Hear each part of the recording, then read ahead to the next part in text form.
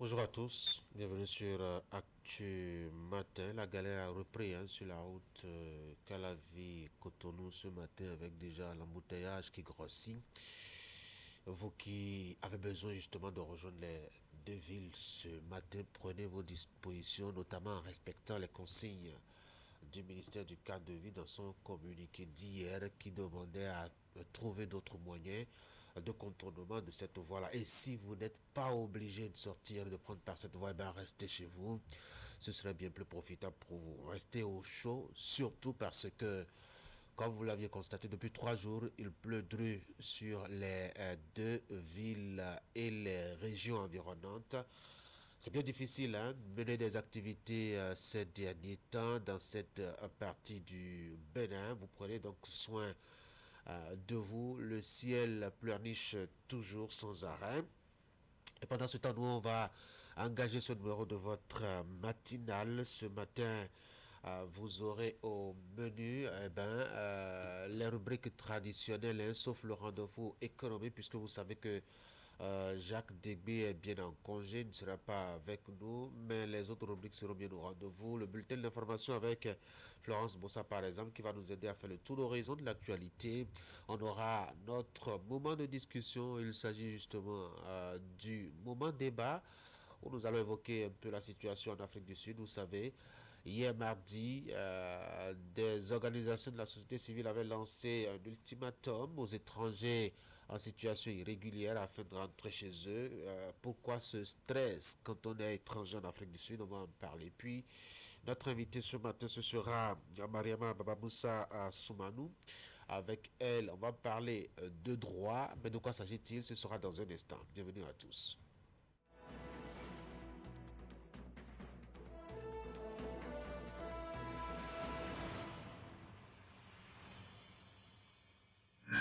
Voici donc pour la une des journaux. On va commencer par Fraternité ce matin qui va nous proposer justement un tour d'horizon, je dois dire, de l'actualité telle qu'elle, tel qu'il le perçoit.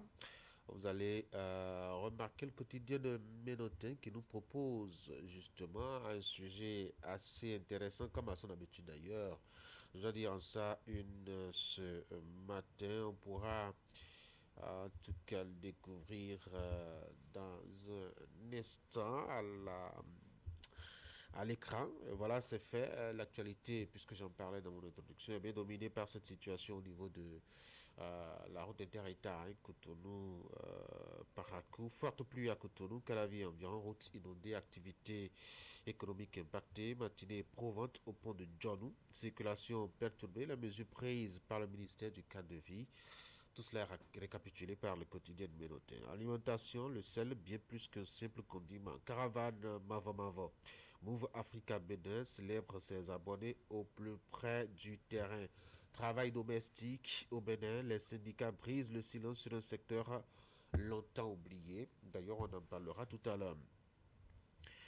Nous passons à Le Routier, fin de la première session ordinaire de la HAC 2026. Édouard Loco salue les acquis de 4 mois de travaux et renforce les ambitions de modernisation et de régulation des médias. Nous passons à Béninois libéré, départ à la retraite du général Bertin Bada. L'armée béninoise salue une légende. Matin libre, élevage de volailles au Bénin, le défi des 80 000 tonnes manquantes. Le journal s'intéresse à l'aviculture. Décryptage info ce matin, diplomatie et gestion des ressources hydriques en Afrique. Le président Wadaï reçoit un envoyé spécial du président tchadien à Cotonou. Nous passons à la boussole. Réorganisation institutionnelle. Aucune nouvelle dissolution d'agence par Romuald. Ouada et puis Média et Régulation, la HAC dresse le bilan de sa première session ordinaire de 2026. Voici Libération. Réorganisation de l'administration publique, importante mise au point sur les agences culturelles et touristiques. Au Bénin, Bénin intelligent justement, meunier au Bénin, un secteur miné par la fraude et la précarité. C'est une enquête de Bénin intelligent. Voici le potentiel. Le ministère du cadre de vie annonce des mesures palliatives. C'est un sujet dans l'inondation à Calavi et perturbation de la circulation routière. À Djacha News, le général d'armée aérienne Bertin Bada quitte le service actif. L'informateur, les agences, l'amalgame à éviter. Nouvelle expression, réforme de l'État. Ouaddaï supprime 3 agences de tourisme pour rationaliser l'appareil. Voici Fraternité pour la deuxième lecture. Forte pluie à Cotonou. Calavi et environ, routes inondées, activité économique impactée. Eh bien, matinée éprouvante au pont de Djonou, d'après le quotidien. Circulation perturbée, des mesures prises par le ministère du cadre de vie au Bénin. Alimentation, le sel, bien plus qu'un simple condiment. Vous découvrez l'intérêt du sujet dans les colonnes de fraternité. Et puis, Caravane Mavo Mavo, Move Africa, Bénin, célèbre ses abonnés au plus près du terrain. Travail domestique au Bénin. Les syndicats brisent le silence sur un secteur longtemps oublié. Voilà donc ce qu'on peut retenir de la une des journaux ce matin. Je vous propose qu'on reçoive tout de suite mon invité. C'est pour parler d'un sujet assez intéressant. Voici la page invitée.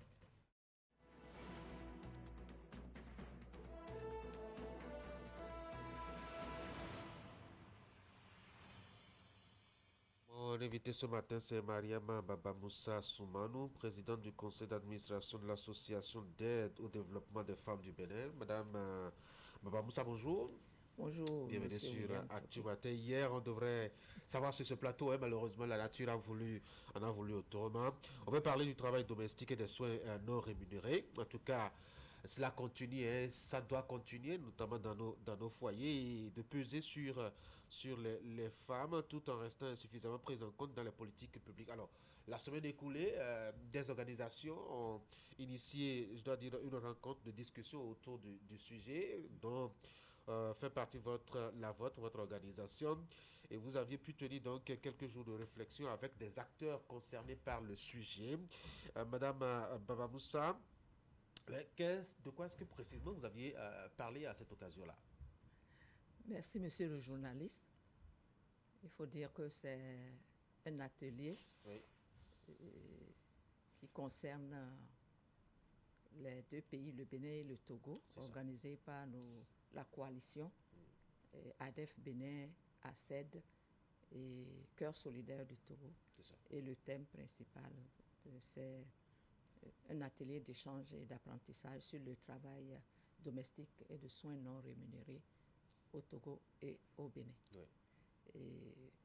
Et cet atelier, l'objectif, c'est de réunir les sommités de ces deux pays. Donc, il y a une sénatrice qui est arrivée du Togo et puis des députés des organisations de la société civile, ministères sectoriels et ONG de défense des droits des femmes des deux pays.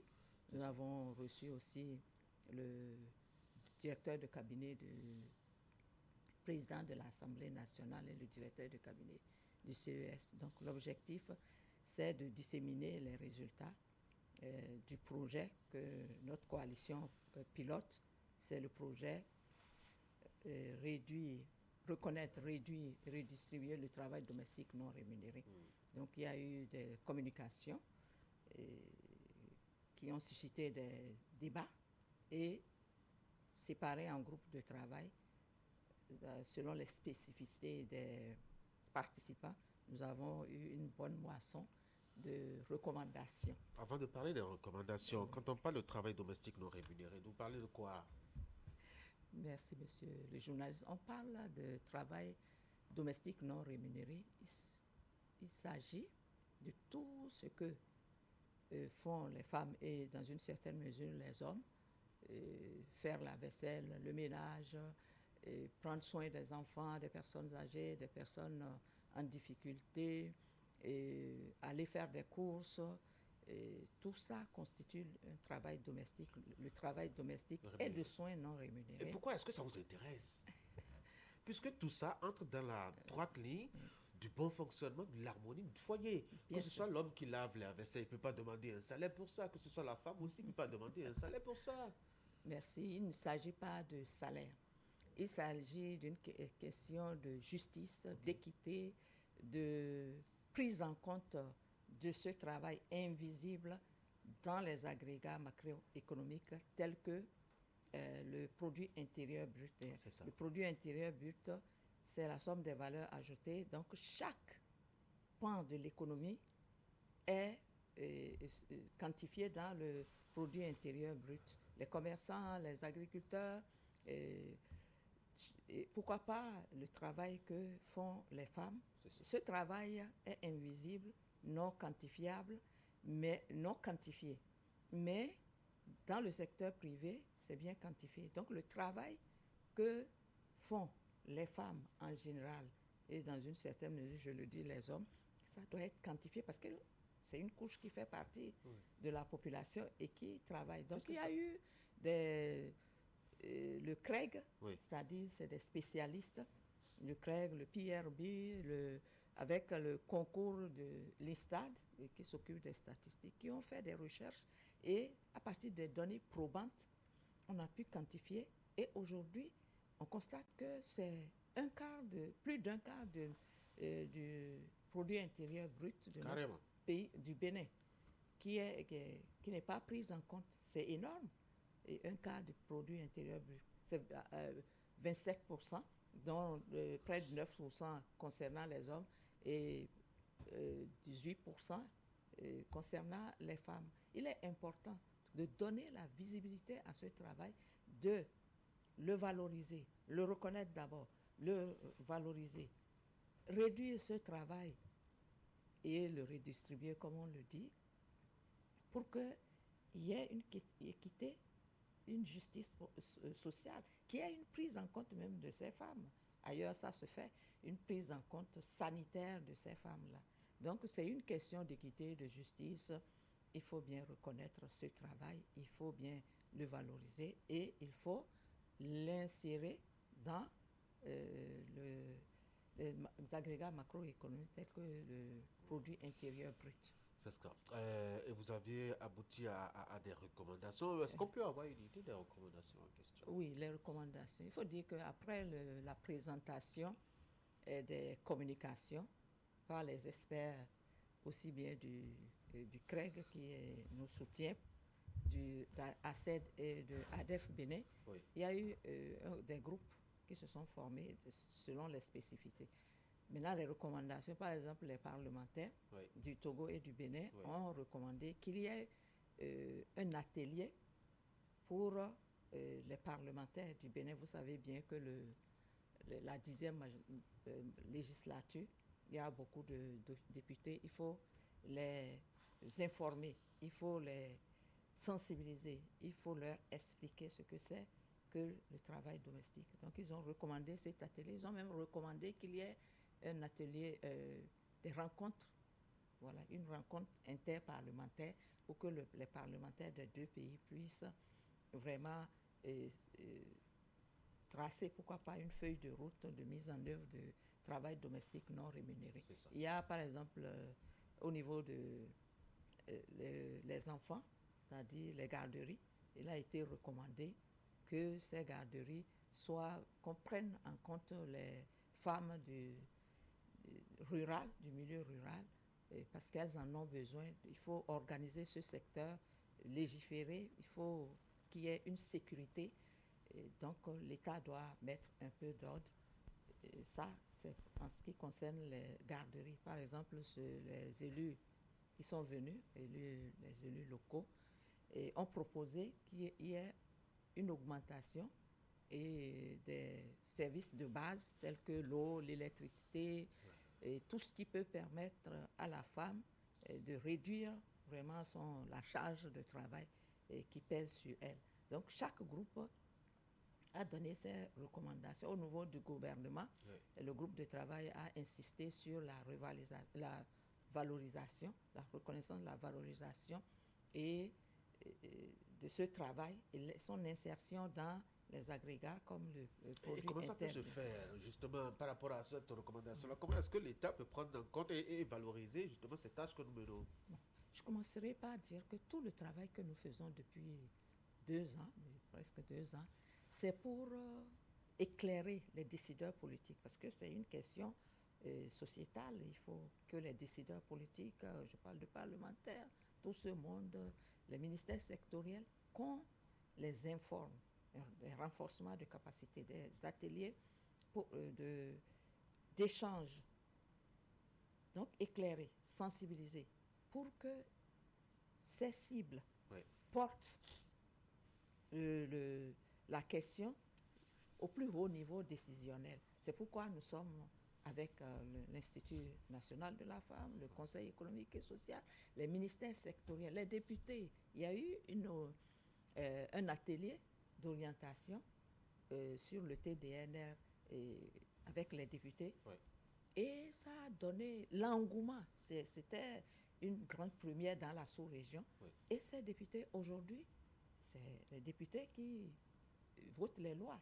Donc, des propositions de loi peuvent venir des députés, comme des projets aussi de loi des ministères sectoriels impliqués. Donc, il s'agit de convaincre, de sensibiliser, d'éclairer les décideurs politiques pour qu'ils soient convaincus qu'il faut aller de l'avant et il faut insérer le TDNR dans le PIB de notre pays. Quelle sera la suite de vos travaux maintenant que vous avez fait des recommandations? Bon, le projet P3R TDNR Togo-Bénin, la grande activité a démarré par cet atelier. Oui. Et la suite, on aura à visiter les garderies, c'est-à-dire les décideurs politiques, tout ce monde.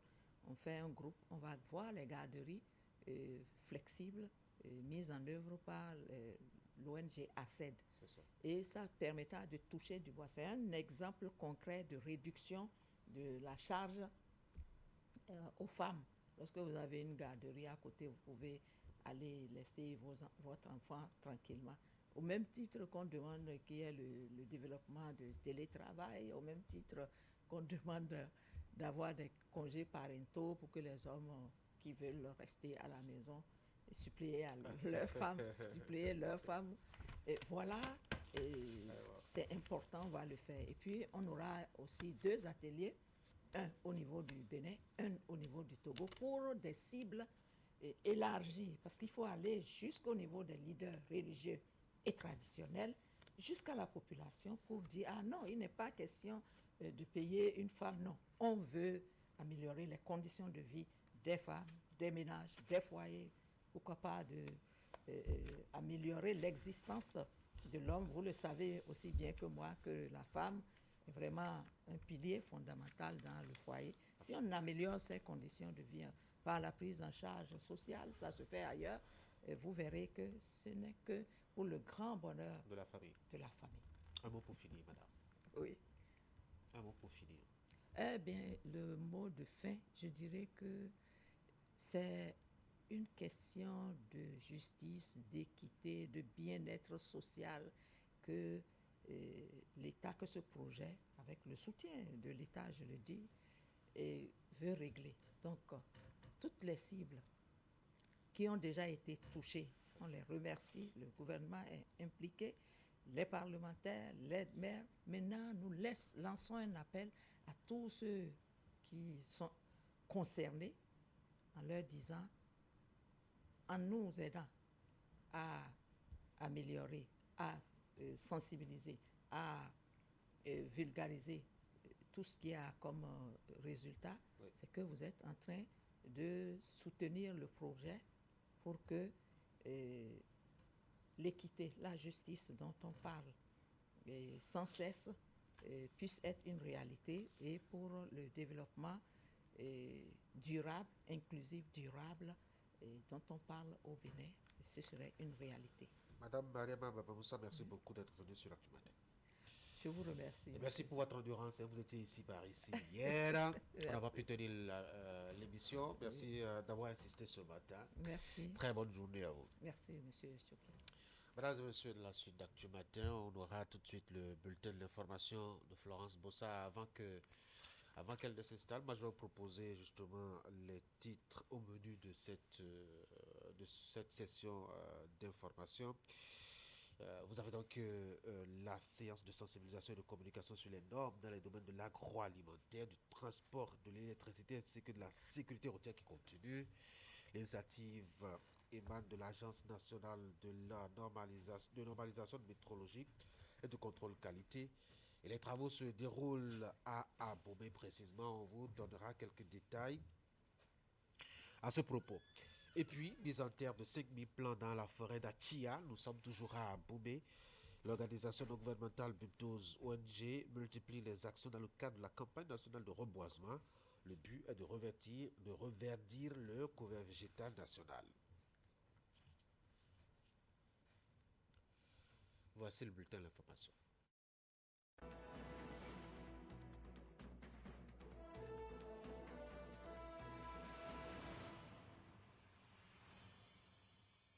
Je dois vous rappeler que tout à l'heure, on aura nos moments de débat. On va parler un peu de la situation au niveau de l'Afrique du Sud. Le pays arc-en-ciel qui a décidé d'en découdre avec les étrangers en situation irrégulière. Ça donne quelques actes de violence perpétrés contre les autres nationalités présentes sur le territoire. On en fera notre débat tout à l'heure. Je rappelle aussi qu'on aura notre page, mettons, sport avec Candido Winter qui va revenir sur la Coupe du Monde de football qui se déroule actuellement aux États-Unis, au Canada et au Mexique. Il y a un représentant africain qui est tombé lors des 16e de finale hier. La Côte d'Ivoire n'a pas pu résister. Et bien à la Norvège, score final 2-1. Au thème du temps réglementaire, on en parlera donc. Pour l'instant, voici le bulletin d'information avec Florence Bossa. Florence, bonjour. Bonjour à vous Tanguy, bonjour à tous. J'en disais deux mots pendant que vous n'étiez pas encore là. L'Agence nationale de normalisation de métrologie et de contrôle qualité, ANM, en partenariat avec la Chambre de commerce et d'industrie du Bénin, a organisé au profit de nombre d'acteurs une séance de sensibilisation. Tanguy, la séance qui tient lieu de cadre de sensibilisation et de communication a permis d'entretenir les participants sur les normes dans les domaines de l'agroalimentaire, du transport, de l'électricité ainsi que la sécurité routière. Les échanges ont eu lieu à Abomey et ont été présidés par le directeur général de l'ANM, Imet Hélène Amoussou et Georges Vaudouna. Les échanges regroupent des opérateurs économiques, chefs d'entreprise, industriels et autres. Ils tiennent lieu de cadres de sensibilisation, mais surtout de communication. Au menu, les normes, notamment celles relatives à l'agroalimentaire, l'électricité, le transport, mais aussi la sécurité routière. Au cours de cet atelier, vous aurez à vous familiariser avec les critères de qualité qu'il faut obligatoirement respecter dans vos processus de production, de fabrication ou même d'importation.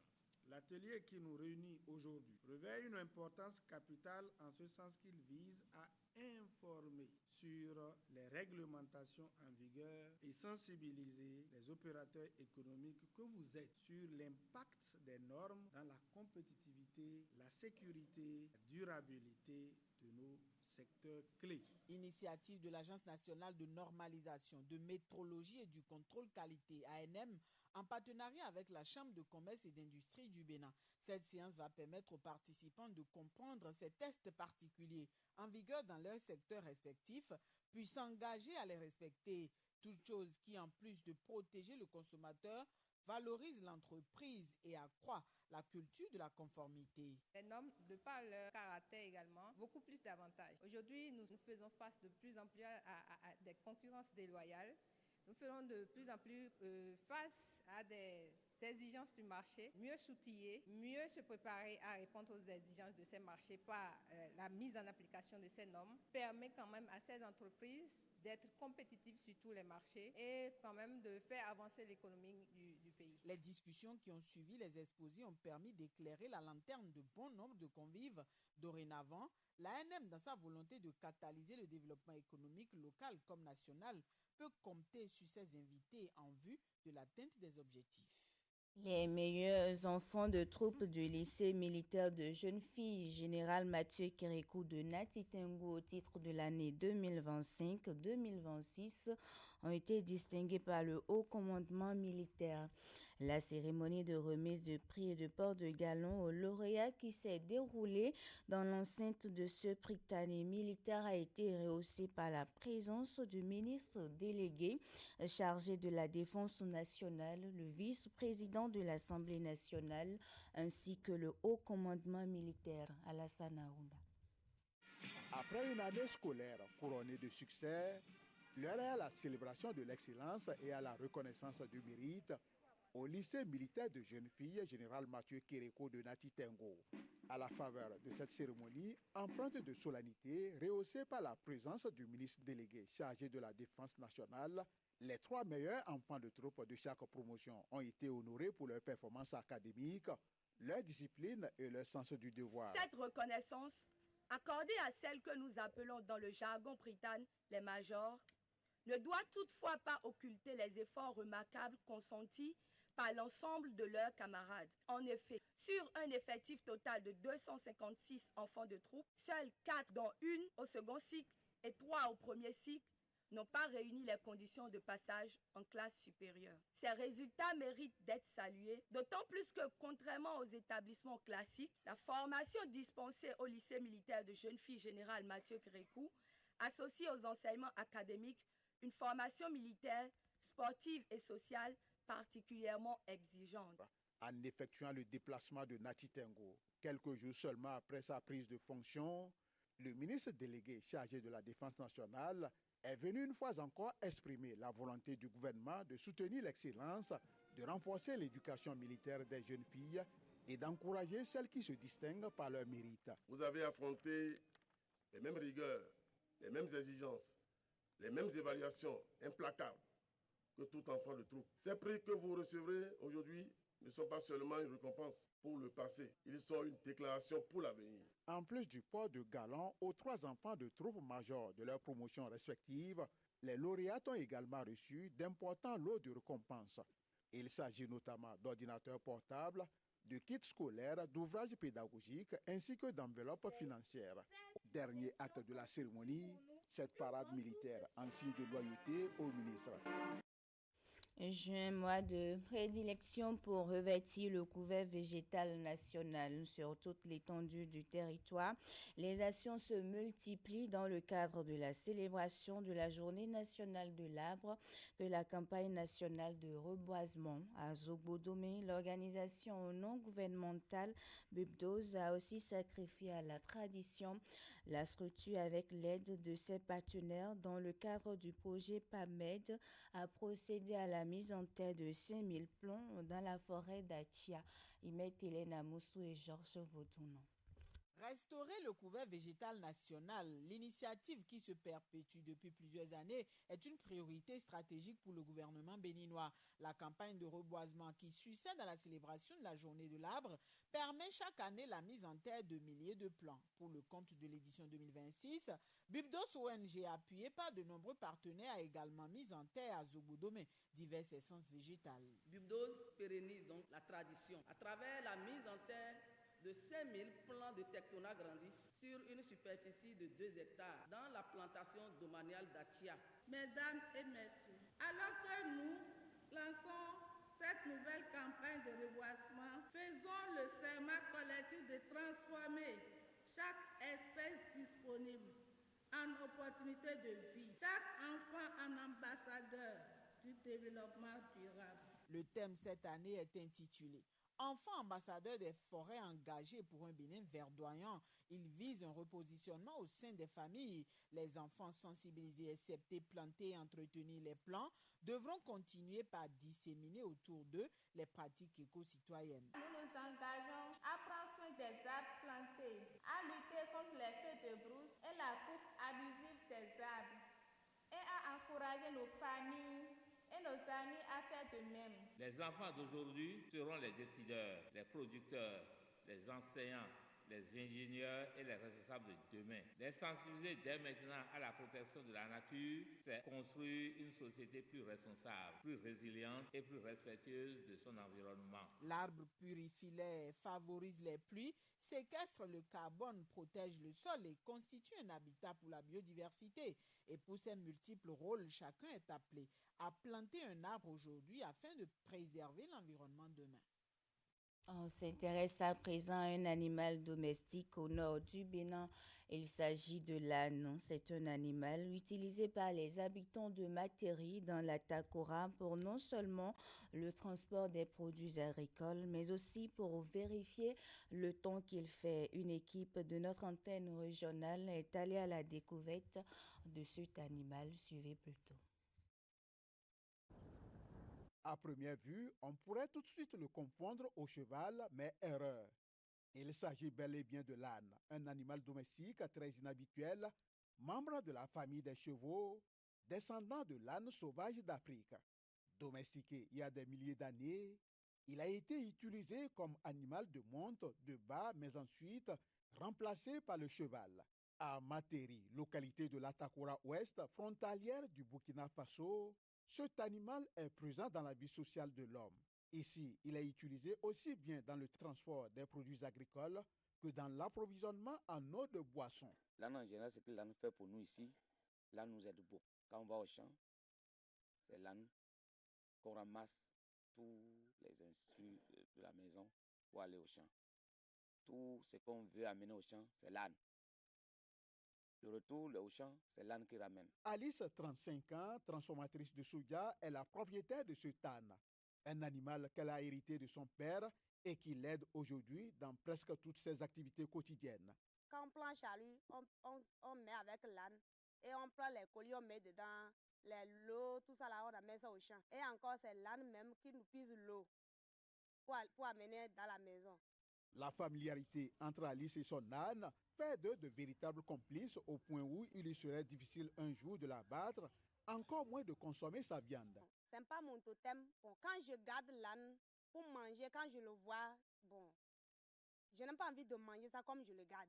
Parce que là où mon âne est là, si je le tâche maintenant là où je vais me suivre comme c'est un homme qui me suit. Au-delà de ses rôles authentiques qu'on lui reconnaît, il sert à travers ses cris périodiques d'horloge aux populations locales. L'âne, par exemple, c'est un animal, quand vous l'entendez crier et que vous consultez votre chrono, c'est souvent toutes les 30 minutes ou toutes les 1 heure que l'âne pousse un cri. Quand tu es assis même à côté de l'âne, quand même 13h sonne là maintenant, tu vas entendre l'âne va crier. De certains témoignages, il ressort que l'âne n'était pas connu à Materi. En provenance du pays des hommes intègres, son avènement dans la localité date des années 70. À l'époque, on ne savait pas l'utilité de l'âne. On utilisait les bœufs. Maintenant, qu'est-ce qui s'est passé? C'est les Burkinabés qui utilisaient les ânes. Maintenant, ça s'est passé comme nous sommes proches de là. C'est de là et nos parents sont allés tricher. Ils ont trouvé que c'est bon. En raison de sa ténacité, de son pied ferme sur les terrains accidentés, mais aussi son courage, son intelligence et sa loyauté à son propriétaire, l'âne est resté fidèle compagnon de l'homme de Materi, malgré l'avènement des moyens de transport modernes. Sont nombreux ces articles qui ont fait la pluie et le beau temps à une certaine époque dans la vie de certains Béninois. Parmi ces articles, on pourrait citer les anciens disques appelés cassettes à bande chez les amateurs de musique, des lanternes et lampions utilisés pour l'éclairage domestique ou du réchaud à pétrole utilisé pour la cuisine. De leurs usages, certains Béninois gardent de précieux souvenirs. Suivons ensemble le reportage. les traces de ces articles qui disparaissent peu à peu, nous allons au marché d'Antopa. Après plusieurs minutes de marche dans ce gigantesque centre commercial, nous retrouvons Dame Élise. Sur son étalage, cet accessoire de cuisine dans lequel on met du feu pour préparer ou réchauffer les repas. Il s'agit du réchaud à pétrole, longtemps utilisé par les femmes. Les gens n'achètent plus vraiment. Mais si quelqu'un en a besoin, il vient l'acheter. Il n'y a pas que le réchaud qui est en passe de disparaître. Même les lampions utilisés pour éclairer les marchés de nuit, la cour des maisons, les places publiques dans les villages et les lanternes, autrefois source de lumière dans les chambres, se font de plus en plus rares. Conséquence, leur prix d'achat est en nette augmentation. La lanterne, son dernier prix, c'est 2000 francs le petit format. Le plus grand, son dernier prix, c'est 5500. Le petit réchaud, on le vend à 4500. Le grand, à 5500, parfois 5000. On se rappelle, comme si c'était hier, les moments de gloire de ces cassettes à bande, de ces postes téléviseurs à écran cathodique ou de ces vieux disques appelés vinyles. En son temps, en 1978-79, j'étais avec mon père. Et je l'ai vu jouer certaines musiques, mais avec une magnétophone façon et le disque est un disque noir et il le change. Il change et bon, j'attends des salsa, des musiques pour les El Rego, les aiko langa langa. On utilisait les anciens disques, les cassettes à bande dans le temps. Ces disques étaient joués grâce au grand tourne-disque sur lequel ils étaient posés. C'était chez le mari de ma tante quand j'étais enfant. On chantait et on dansait. La belle époque, vraiment. Sinon, moi j'ai connu les disques 33 tours, les 45 tours que mon papa jouait dans le temps. J'ai connu ça dans les années 84, 85, 86 jusqu'à sa mort. Aujourd'hui, on n'en trouverait plus. Il y a beaucoup de lampions. Des lampions fabriqués à base d'argile. Et on appelle ça kozogbin. Aujourd'hui, on n'en trouverait plus. Ça nous manque beaucoup même. La liste des articles dont l'usage était ancré dans les habitudes des Béninois est longue. Certains résistent encore au temps. D'autres, par contre, tombent peu à peu dans l'oubli. Eh bien, Tanguy, c'est la fin de ce bulletin d'information. Merci beaucoup à vous, Florence, pour la présentation. Très bonne journée. Mesdames et messieurs, voici les sports.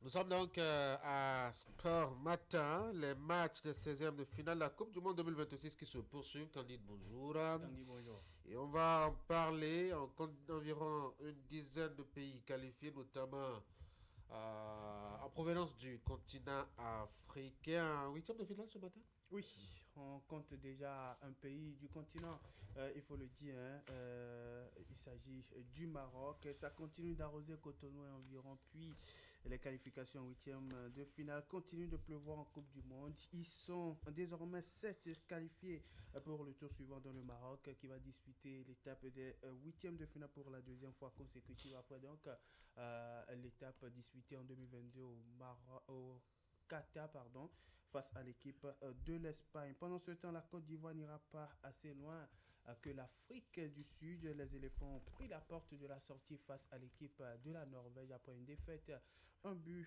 contre 2 hier soir. Et puis justement, le continent qui perd un autre représentant. Il n'en reste que 7 encore en compétition en attendant donc les matchs des 16e de finale de la République démocratique du Congo, du Ghana, du Cap-Vert, de l'Égypte, de l'Algérie et du Sénégal. Jusque-là, une seule surprise enregistrée à l'étape des 16e de finale. Une nouvelle élimination pour l'Allemagne, cette fois-ci devant donc l'équipe du Paraguay. On parle de tout ceci avec notre chroniqueur de ce matin, Jekonias, dans les chroniqueurs sportifs.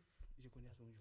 Bonjour Candide, bonjour à tous. Allez, on va parler de tout ceci, mais avant on s'intéresse d'abord à ce qui se passe au plan national avant donc d'ouvrir la fenêtre Justement, du mondial ce matin, on va parler de ce qui s'intéresse au plan national. La célébration de la journée olympique 2026 au plan national, le CENOSPEN qui a organisé une série d'activités sur 2 jours de célébration avant ainsi pour sacrifier à la tradition de cette fête de l'olympisme qui rassemble dans le monde et qui promeut les valeurs olympiques. Plus de détails donc avec ces images.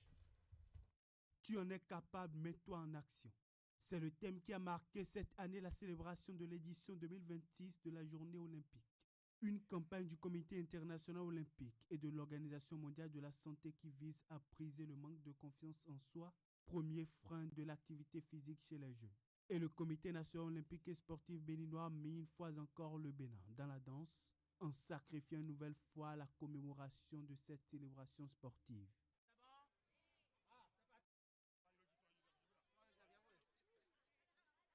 2 jours durant, le CENOSBEN a déroulé diverses activités de célébration de cette journée internationale qui mettent en valeur le sport, la santé et surtout les valeurs de l'olympisme. Après une communication instructive sur l'olympisme, les participants venus de divers contrées du pays ont participé à des compétitions de ludo, de baby-foot et divers autres jeux sur plusieurs sites. Ils ont également eu droit à une marche olympique qui s'est déroulée sur plusieurs kilomètres dans la commune d'Avrancourt. Autant d'activités culturelles et sportives qui reposent sur les 3 piliers fondamentaux de cette journée que sont bouger, apprendre et découvrir. Nous avons l'habitude, c'est-à-dire de manière générale, de faire la marche pour la santé entre adultes. Mais j'avoue que le SCNOS m'a émerveillée. À travers cette pépinière que j'ai remarquée, et nos jeunes, nos enfants qui ont gardé les banderoles depuis le point de départ jusqu'à la fin. Féliciter Monsieur le maire, remercier Madame le préfet pour nous avoir fait l'honneur de rester de bout en bout avec nous. C'est la preuve qu'ils aiment leur population. Vous êtes une population vraiment aimée de vos autorités. Soyez-en fiers et faites en sorte, comme l'a dit monsieur le directeur départemental de la santé, pour garder toujours la forme. Un nouveau pari tenu pour le CENOSBEN. Une nouvelle célébration de la journée olympique qui aura été une véritable plateforme d'apprentissage et de découverte, favorisant désormais une ouverture d'esprit pour beaucoup de participants sur les valeurs olympiques et d'excellence sportive. Volleyball pour finir, dans le cadre des échanges de coopération entre les villes de Tréfondel et de Djougou d'une part et entre les équipes de volleyball de Dynamique de Djougou et Brocéliande Volleyball Club de Bretagne en France, d'autre part une délégation de Bretagne composée de joueuses, encadreurs sportifs et responsables de clubs de volleyball, vous allez voir sur les images, séjournent depuis quelques jours au Bénin et ce jusqu'au 11 juillet prochain au cours donc de ce séjour. Il sera entre autres question d'échange entre les responsables fédéraux et les autorités sportives du Bénin, des séances d'entraînement et des équipes professionnelles dames du Bénin à Cotonou. Et on va écouter ici un extrait de ces quelques membres à la descente donc à l'aéroport international de Cotonou. J'ai le privilège d'accompagner la délégation de Tréfondel qui vient revisiter, puisque c'est la 2e fois, à Djougou, les Béninois. Et donc, on est très content de pouvoir venir et de continuer ce projet qui nous tient à cœur parce que le volleyball féminin, c'est une passion pour toutes les joueuses qui sont là et leurs encadrants. Et on est content de partager cette passion et puis aussi de partager de bons moments. Et on est très ému par l'accueil qui nous est réservé ce soir ici. Dans le cadre de ce partenariat-là, qui a déjà de 4-5 ans, et nous avons l'honneur aujourd'hui d'accueillir pour une seconde fois parce que vous savez qu'il y a 2 ans, cette délégation était ici au Bénin. Il y a eu beaucoup d'activités. L'année dernière, nous étions de l'autre côté de la Bretagne. Et cette fois-ci, cette année, ils sont revenus avec un menu assez riche qui va passer par Cotonou. Ensuite, ils vont s'installer beaucoup plus à Djougou pour beaucoup d'activités. Et côté parlant de volleyball, je crois que nous avons deux grandes compétitions. Une aura lieu à Djougou, puis la seconde aura lieu ici à Cotonou. Mais nous aurons rendez-vous pour une bonne dizaine de jours d'intenses activités avec nos partenaires de la Bretagne. Défaite de la Côte d'Ivoire, victoire du Maroc. Le Maroc, seul représentant du continent déjà qualifié pour l'étape des huitièmes de finale. La Côte d'Ivoire et l'Afrique du Sud ont pris la porte de la sortie. Pendant ce temps, on a encore 7 en lice qui vont jouer, il faut le dire, dans les jours et les heures à venir.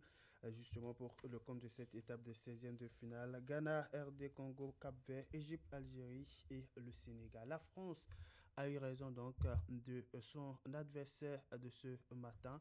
Il s'agissait de la Suède. Pendant ce temps, on a assisté à une rencontre assez plaisante entre le Mexique et l'équipe de l'Équateur ce petit matin. Une rencontre qui a déboursé sur la victoire du Mexique 2-0 devant l'équipe de l'Équateur. On parle de tout ceci dans la matinale du mondial.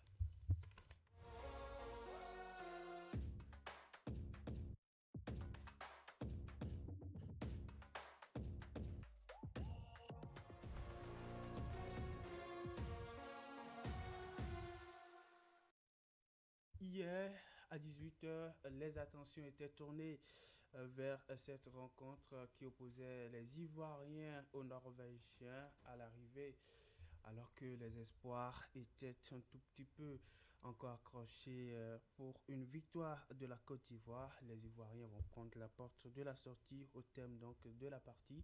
Défaite 2-1 devant l'équipe de la Norvège. Jekonias, défaite surprenante ou défaite logique pour la Côte d'Ivoire? On ne peut pas dire que c'était une défaite surprenante. Bon, on a vu cette équipe ivoirienne qui n'a pas été percutant. Hier, on a vu une équipe qui n'a pas été clinique. Moi, à un moment donné, j'avais l'impression que c'était eux qui étaient en train de mener, même après le but de la Norvège. Mais on a constaté une équipe ivoirienne, en seconde mi-temps, qui avait l'envie de bousculer. Tout juste avant l'entrée en jeu d'Amad Diallo qui, sur un talent individuel, a essayé d'égaliser. Mais après l'égalisation, on a constaté que ces Ivoiriens étaient venus derrière pour jouer. Bon, ils n'ont pas été clinés. Ils laissaient d'espace en ligne, ce qui permettait un repli défensif de ces Norvégiens-là, d'où le deuxième but d'Alan. Bon, bravo à cette équipe ivoirienne qui n'ont pas démérité malgré le parcours. Alors après donc l'égalisation, vous en parlez tantôt, après l'égalisation, on a vu une équipe norvégienne qui est partie sur les chapeaux de roue en toute vitesse. Ils voulaient coûte que coûte gagner la partie après donc l'égalisation d'Amad Diallo. Oui, ils voulaient coûte que coûte gagner, puisqu'on a constaté les Ivoiriens laissaient d'espace derrière. Laissaient d'espace, il y avait ce qui leur permettait un repli défensif.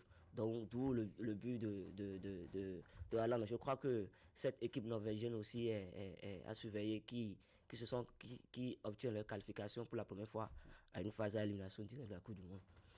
La Norvège qui accède donc en huitième de finale pour la deuxième fois de son histoire. La première fois, c'était à l'époque du père d'Haaland. Oui, et c'était justement à l'époque du père d'Haaland et du portier de cette formation de la Norvège. Tanguy, 47 ballons touchés dans le rectangle norvégien hier, mais la Côte d'Ivoire n'a inscrit qu'un seul but. Oui, et c'est ce que je vous disais, je crois, lors de nos échanges ici. Les équipes africaines ont ce problème de manquer d'efficacité. Et quelqu'un blaguait hier dans un groupe dans lequel je suis, pour dire que pour que les équipes africaines marquent, il leur faut parfois 10 à 15 occasions, alors que les autres, quand ils en ont une seule, ils marquent et c'est conclu. Ce qui fait la très grande différence, parce que tant que vous ne marquez pas, vous avez beau dominer, etc. Tant que vous ne marquez pas devant, vous avez toujours, en tout cas, de fortes menaces qui pèsent sur vous de perdre le match. Et c'est ce qui est arrivé à la Côte d'Ivoire, qui n'est pas, à mon sens, rentré très vite dans la rencontre. Quand vous voyez un peu la première partie, 8 bonnes minutes.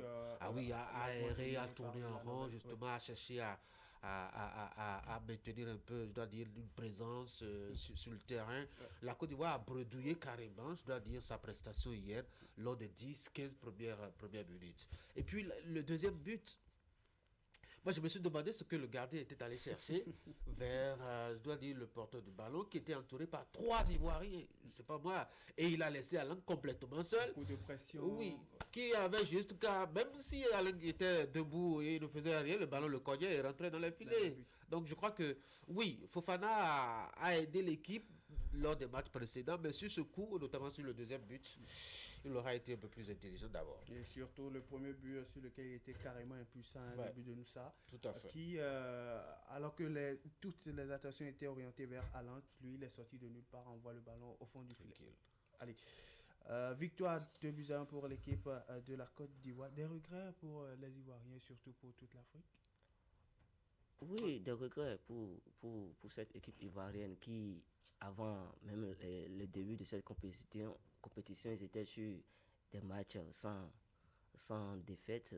Mais n'ont-ils pas fait leur compétition, une première qualification au-delà donc, de la phase des groupes et après accéder à l'étape des 16e de finale? N'avaient-ils pas encore réussi la compétition? Oui, comme l'a dit Faye après le match, ils étaient l'équipe est jeune, la plupart c'était à leur premier coup du monde, donc il y a des leçons, il y a des leçons à tirer. Des leçons à tirer de cette explication, pendant que dans une autre confrontation, le Maroc a pu composter son billet pour l'étape des 8e de finale. Le Maroc était attendu, le Maroc a répondu, le Maroc qui obtient son ticket d'accès au tour suivant. C'était face à l'équipe, il faut le dire, des Pays-Bas, une équipe hollandaise qui était très très tenace, qui était très très laborieuse à jouer. Et au bout, le Maroc qui s'est imposé au bout d'une rencontre interminable, 1-1 au terme donc des 120 minutes de jeu et 3-2 à la séance des tirs au but. Victoire acquise à la séance des tirs au but. Victoire du Maroc, victoire surprise? Non, c'est pas une victoire surprise parce que le Maroc a une fois démontré qu'ils ont l'étoffe d'un champion, solide mentalement lors de cette rencontre.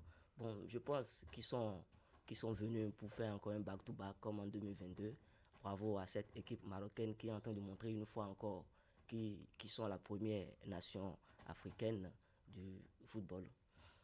Atteindre justement l'étape des demi-finales en 2022, terminé 4e meilleur mondialiste. Le Maroc qui arrache une qualification 8e de finale Tanguy face à une équipe qui a déjà disputé 3 finales de Coupe du Monde mais qui n'en a gagné aucune. L'une des nations qui déçoit beaucoup plus à cette étape de la compétition d'ailleurs. Quand vous parlez de Pays-Bas, en ces termes, moi je veux penser par exemple, c'est vrai que ce n'est pas le même parcours aussi à la Belgique, je veux penser par exemple à l'Angleterre qui ont pratiquement le même destin aussi. Est-ce que c'est une victoire surprise? Pour moi oui. Pour moi oui, le Maroc qui gagne le Pays-Bas hier, quand on voit un peu, pas par rapport à leur parcours lors de la dernière édition, mais par rapport justement au match qu'ils ont délivré, mettons qu'ils ont livré pour le compte de cette édition-là. Quand on voit le Maroc qui a bégayé un peu son football face au Brésil avec des occasions vendangées, une large domination, etc. Le football, ce n'est pas la domination, c'est pas... C'est les buts. Il faut être clinique devant les buts. Et quand on a eu autant d'occasions face au Brésil, quand on a eu autant de domination face, mettons, à cette équipe brésilienne, je crois qu'on est bien parti pour mener 3-0, 4-1 ou un truc comme ça. Mais à l'arrivée, un match nul. Puis après aussi, vous aviez vu comment ils ont été très poussifs pour pouvoir, mettons, avoir leur première victoire lors de cette édition. C'est vrai que la 3e journée leur a souri, ce qui peut, mettons, mettre de bémol un peu sur, je dois dire, cette position que, véritablement, c'était une nation de football qui était venue pour prétendre à des positions à la fin de cette édition-là. Sinon que le Maroc, moi, ne m'a pas convaincu jusque-là, quand on voit un peu comment est-ce qu'ils ont débuté assez difficilement. Après, on pourrait me dire, bon, c'est le début de la compétition, le stress, etc., on essaie de se mesurer pour ne pas faire des erreurs, etc. Mais quand on a été demi-finaliste, c'est qu'on a une grande expérience. peut-être un statut à assumer. Absolument, un statut à assumer. Peut-être comme dira, oui, le Maroc a renouvelé, je dois dire, tout son effectif pratiquement. Entre l'édition passée et celle qu'on a actuellement, ce n'est pas le même visage, c'est vrai, mais c'est quand même... C'est pas le même staff aussi. C'est pas le même staff aussi, c'est vrai, mais quand vous aviez été à un certain niveau donné, même quand on a renouvelé l'équipe, on n'appelle pas des gens qui sont totalement inexpérimentés. Et puis quand vous voyez aussi la composition de cette équipe, ce n'est pas des gens qui jouent dans les clubs de quartier, par exemple. Donc, oui, le Maroc a un statut et je crois qu'ils peuvent nous proposer mieux que ce que nous avons jusque-là. La Suisse, ça sera le Canada. Comment trouvez-vous la suite? Je crois qu'ils partent un peu favoris. Quand on voit un peu, en tout cas, comment ils ont pu tenir, mettons, pour se qualifier, oui, relativement. Sauf que le Canada aussi a un jeu là qui vous trompe, qui vous endorme. Et ça peut se prendre aussi, surtout quand on sait que le Maroc peut trouver d'abord 300 occasions avant d'en marquer une. On a vu l'équipe ivoirienne hier qui en a trouvé assez hier, oui. Mais malheureusement, on a vendangé pratiquement autant. Allez, je connais comment trouvez-vous la suite pour les Lions de l'Atlas? La suite, ça sera le Canada. Oui, le Canada qui... Bon, le Canada, pour moi, qui est un peu favorable pour cette équipe marocaine qui vont vouloir essayer de monter en puissance. On a vu cette équipe canadienne, la manière dont les Sud-Africains, ils étaient un peu en difficulté face au Bafana. Je crois que le Maroc, pour moi, pas favori, même si cette compétition nous réserve encore beaucoup de surprises. Victoire de la France sur la Suède, on s'attendait à cela. Oui, on s'attendait à cette victoire avec un Kylian Mbappé des grands jours. Je pense que cette équipe de la France est dans sa compétition pour le moment. Il est en train de vouloir montrer qui sont l'un des favoris de cette compétition. Donc il va falloir rester constant et garder cette constance-là et pouvoir essayer de gagner aussi le Paraguay lors des huitièmes de finale. Allez, ce matin, on a assisté à une rencontre pour ceux qui sont restés en éveil comme moi pour assister à cette rencontre. C'était une rencontre assez plaisante entre le Mexique et l'Équateur. Victoire à l'arrivée pour les Mexicains. Quiñones a inscrit le tout premier but de la partie. Errol Jiménez a inscrit le but du 2-0. Problème d'alignement de l'Équateur sur le court et bien entendu Quiñones qui fait un superbe travail derrière pour décaler le ballon sur la droite à Jiménez qui n'a pas du tout hésité à envoyer le ballon au fond du filet. 2-0 pour l'équipe du Mexique qui s'en sort avec 4 victoires consécutives en autant de sorties pour cette 23e Coupe du Monde.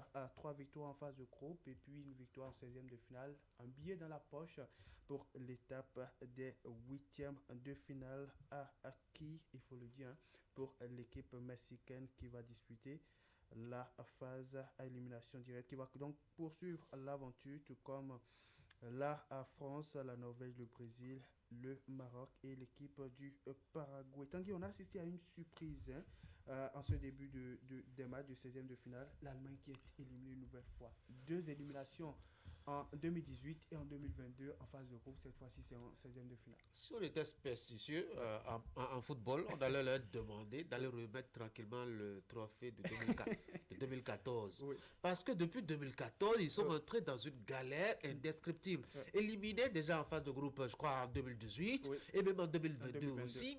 Et puis, cette fois-ci, en 2026, quand ils ont fait l'effort miraculeux de sortir des groupes, voilà qu'ils sont piégés au niveau donc des 16e de finale. Oui, je crois que les Allemands doivent rendre le trophée à l'Argentine. Sinon que ce trophée est maudit et ça ne leur fait pas beaucoup de bien. Bon, plus sérieusement maintenant, je crois que on s'était trompé au début de la compétition quand ils ont giflé 7 buts à 1 pratiquement cette pauvre équipe. On s'était dit voilà l'Allemagne très très dominatrice, qui attaque beaucoup, qui produit du jeu devant et qui marque beaucoup. Mais moi j'avais commencé à douter quand ils ont eu cette prestation là face à la Côte d'Ivoire, parce qu'on n'a pas eu cette Allemagne dominante, cet Allemagne impérial. Surtout la défaite en fin Absolument. de face à l'Équateur. Bon, déjà avec la Côte d'Ivoire, on sentait déjà les faiblesses de cette équipe. Il a fallu puiser, je dois dire, dans le tréfonds pour avoir les résultats face à la Côte d'Ivoire. Et moi, je me disais que cette Allemagne n'allait pas aller loin. Le résultat, il est là. Le résultat, il est là. C'est l'élimination en 16e de finale. La National Monchal qui ne va donc pas céder à l'étape des 8e de finale pour la 3e fois d'affilée après donc son sac en 2014 devant l'Argentine de Lionel Messi. On s'en souvient de cette finale malheureuse pour Lionel Messi et toute sa bande en 2014. Allez, on va s'intéresser aux affiches du jour très rapidement. 3 rencontres à suivre entre ce soir et demain matin. À 17h, Angleterre des Congo, à 21h, Belgique, Sénégal. Et puis à 1h du matin, États-Unis, Bosnie-Herzégovine. On commence par les miraculeux. Le Sénégal qui s'est fait son billet pour les 16e de finale après donc les prières, que ce soit avec la Bible, avec le Coran, avec tout ce que vous voulez. Ça sera face à la Belgique à 21h. Et ils ont de la ressource pour y arriver. J'ai vu le match Belgique-Égypte et je me suis dit que ce n'était pas une foudre de guerre, cette Belgique qui, depuis maintenant plusieurs générations maintenant, est en train de errer, en train de chercher à trouver les moyens de se reconstruire et de se donner un statut exactement. Exactement. Donc on a un renouvellement profond qui a changé la physionomie de cette équipe belge. Alors qu'en face, on a quand même une équipe sénégalaise avec beaucoup de jeunes talents, beaucoup d'énergie aussi. Et vous voyez un peu le traumatisme qu'ils ont infligé à l'Irak. Donc c'est pour dire qu'ils ont de la ressource pour y arriver. Moi je crois que le Sénégal peut s'en sortir. Sénégal, Belgique, je connais. Oui, ce sera un match intéressant. On a vu un Sénégal qui va vouloir monter en puissance après le fait le parcours lors des matchs de poule face à une équipe belge qui, à mon avis, ne m'a pas encore convaincu jusqu'à présent. Je pense que les Sénégalais, ils ont les armes nécessaires pour pouvoir faire douter cette équipe belge. Avant 21h, pour suivre cette rencontre Belgique-Sénégal à 17h, un peu plus tôt, on va assister à une rencontre entre les Freelances de l'Angleterre et les Léopards de la République démocratique du Congo à 17h pour cette explication. Qui voyez-vous favori? Oui, bon, c'est un immense défi qui attend les hommes de Sébastien Desabre qui vont essayer de tenter de réaliser l'exploit face à l'un des favoris de cette compétition. Je pense que ce sera un match intéressant et bonne chance aux Congolais. Bonne chance aux Congolais, Tanguy. Bonne chance aux Congolais, parce que on a vu les Freelances avoir beaucoup de difficultés avec une équipe qui se regroupe. Notamment le Ghana leur a posé beaucoup de problèmes parce que le Ghana se regroupe très vite.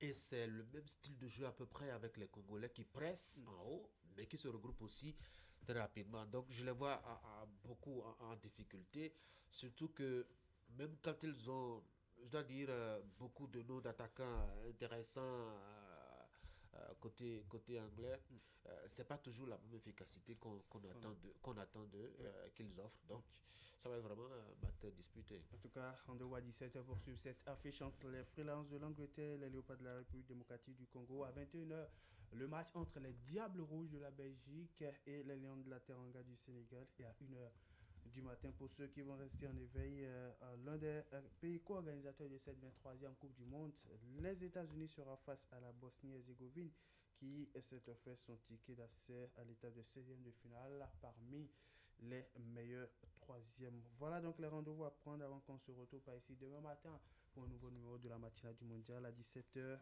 Angleterre, RD Congo à 21h, Belgique, Sénégal et à 1h du matin.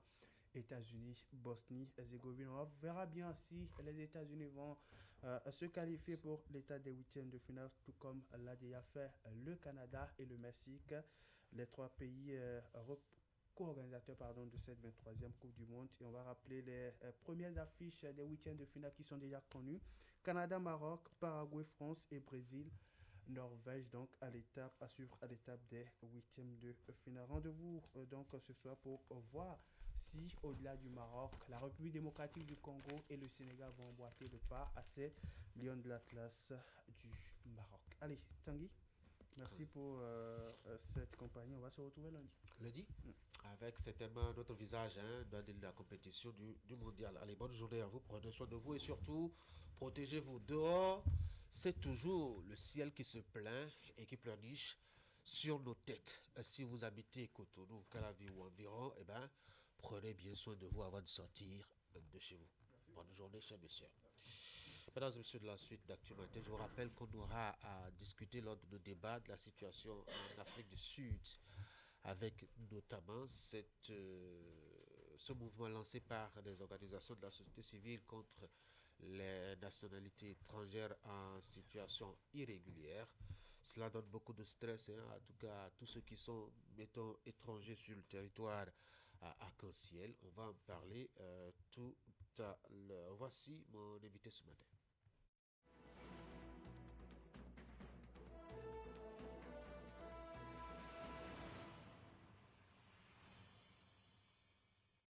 Nous allons parler de l'Observatoire de la déontologie et de l'éthique dans les médias. On va parler un peu de cette 9e mandature qui boucle 3 ans d'activité.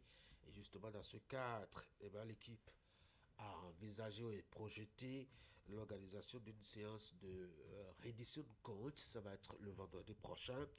Et à ce sujet, moi je reçois ce matin sur ce plateau Sylvanus Aïmavoy, lui qui est conseiller au niveau donc de la 9e mandature de cet observatoire-là, l'ODEM. Monsieur Aïmavoy, bonjour. Bonjour chers confrères, bonjour téléspectatrices et téléspectateurs de Canal 3 Bénin. Bienvenue sur Actu Matin. Votre structure organise vendredi prochain une activité bilan de ces 3 années. C'est la 9e mandature qui boucle ici progressivement ces activités. Qu'est-ce qui va se passer vendredi? Effectivement, l'ODEM organise une rencontre ce vendredi. Ouais. Et l'objectif, c'est déjà de présenter le bilan des actions qui ont été menées au cours de ces 3 dernières années, mais surtout d'engager une réflexion sur l'avenir de l'autorégulation des médias au Bénin. Parmi les actions, on peut déjà citer la relecture du code de déontologie de la presse béninoise, vieille de plus de 25 ans. Donc, il était temps de réviser ce code-là afin de l'adapter aux défis actuels. Qu'est-ce qui a changé dans le fond? Oui, aujourd'hui, avec ce code, l'ODEM peut aisément faire le monitoring des médias en ligne. Donc aujourd'hui, le monitoring des médias en ligne est une réalité. Et ce code est passé, avant c'était 26 articles, c'est passé de 26 articles à 33. Donc l'ODEM a pu ajouter 7 articles. Et ce travail a été évidemment fait avec le concours de l'Assemblée spéciale, c'est-à-dire l'UPMB, l'Union des professionnels des médias et du CNPA. Sans oublier également l'appui d'un partenaire et le concours également de tous les acteurs des médias, puisque des consultations ont été faites, que ce soit au sud, au nord, au centre, pour recueillir les avis des professionnels des médias sur cette relecture du code de déontologie, que nous appelons aujourd'hui code de déontologie et d'éthique des médias au Bénin. En dehors de la révision de ce code, qu'est-ce qui a pu marquer, je dois dire, cette mandature? Oui, en dehors de la révision de ce code, il faut ajouter que l'ODEM a engagé un processus de labellisation des médias. L'ODEM a également mis en place un plan stratégique pour moderniser sa gouvernance. L'ODEM a également rendu des décisions tout au long de cette mandature. Certaines décisions ont été rendues pour féliciter ces professionnels des médias qui brillent par le professionnalisme, d'autres pour condamner ceux qui foulent aux pieds notre brevier, le code de déontologie et d'éthique des médias. Et à cela s'ajoute également la rénovation de la maison des médias. De savoir que depuis quelques années, l'ODEM n'est plus à Papa, l'ODEM est désormais logé à la maison des médias qui a été rénovée grâce à l'accompagnement du gouvernement béninois. On a donc plusieurs activités que vous aviez menées. Comment appréciez-vous aujourd'hui l'état de la presse sur les 3 années que vous avez bien pu observer les médias et leur fonctionnement? Oui, l'état de la presse, je crois, à l'image des professionnels des médias que nous sommes, et nous constatons qu'il y a beaucoup d'efforts qui doivent être consentis pour que nous ayons des professionnels vraiment rompus à la taille, des professionnels qui ont souci du respect des tests qui régissent notre métier, notamment le code de déontologie et d'éthique des médias et le code de l'information et de la communication. Donc, on constate qu'il y a certains qui sont dans cette dynamique d'améliorer les productions, tandis qu'il y a d'autres qui sont encore en la traîne. Donc, aujourd'hui, il faut que tout le monde comprenne l'enjeu, c'est-à-dire travailler pour une presse indépendante, libre et responsable. Oui. Alors, on a de plus en plus cette récrimination qu'on fait à la presse depuis quelques années, qu'elle est une presse qui communique beaucoup plus qu'elle n'informe. Vous avez fait du monitoring. Quelle est votre appréciation justement de la presse dans ses prestations? Oui, nous avons fait du monitoring avant même les présidentielles et les élections présidentielles ou les dernières élections qui ont eu lieu au Bénin. Nous avons constaté qu'il y a eu des dérapages et il est arrivé des moments où l'ODEM a dû s'auto-saisir sur certains dossiers pour appeler à la paix, appeler à une professionnalisation du métier, appeler beaucoup plus aussi à la retenue.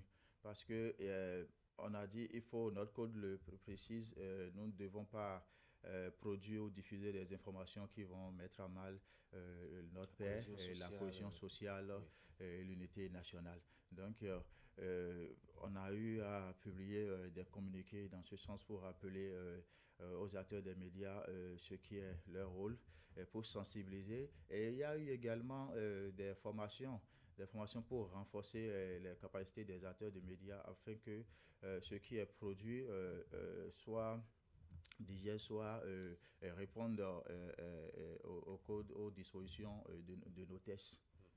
Alors, on vous a très peu vu sur le volet de la survie économique des médias, parce que quand on demande aux gens de bien faire leur travail, c'est qu'on leur a donné de très bonnes conditions aussi. Et là-dessus, les 10 dernières années, au Bénin, n'ont pas offert des meilleures conditions possibles aux acteurs de médias. Comment est-ce que dans ces conditions, vous leur demandez d'être professionnels? Oui, nous, à l'ODEM, nous sommes le bras technique de l'Union des professionnels des médias du Bénin et du CNPA. Oui. Donc, nous n'avons pas à proposer un modèle économique à la presse béninoise. Je crois qu'il est du ressort du patronat, le CNPA, de travailler dans ce sens en synergie avec l'Union professionnelle des médias du Bénin, qui est notre syndicat. Donc, nous, ce qu'on a pu faire, c'est de sensibiliser les patrons de presse à garantir quand même des rémunérations plus ou moins honorables aux professionnels des médias, puisque quand on a appris un métier, il faut quand même en vivre.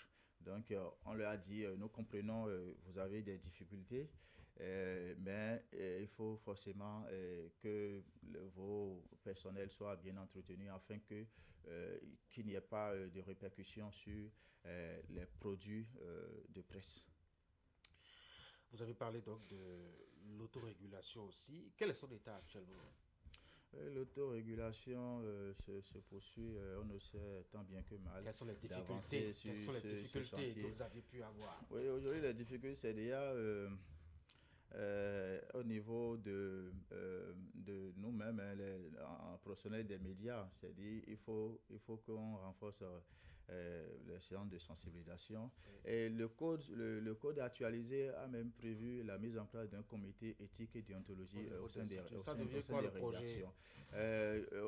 Aujourd'hui, à cette étape, il n'y a que la télévision nationale qui a pu solliciter l'ODEM, et l'ODEM est allé pour mettre en place ce comité au sein de la rédaction de la télévision nationale. Donc nous lançons un appel aux autres organes de presse de faire le pas, de suivre l'exemple de la télévision nationale, parce que quand vous avez déjà un comité éthique et déontologie, c'est clair qu'un filtrage se fera déjà au niveau de la rédaction, quitte à éviter certains dérapages qu'on constate dans les médias. Est-ce que ce n'est pas, mettons, la multiplication, je dois dire, des centres de contrôle et de censure que de mettre en place encore, je dois dire, ce comité-là, quand on sait qu'au niveau de chaque rédaction, on a le secrétaire de rédaction, on a le rédacteur en chef, on a son adjoint, on a aussi la ligne éditoriale qui est déterminée par le patron de la rédaction, etc.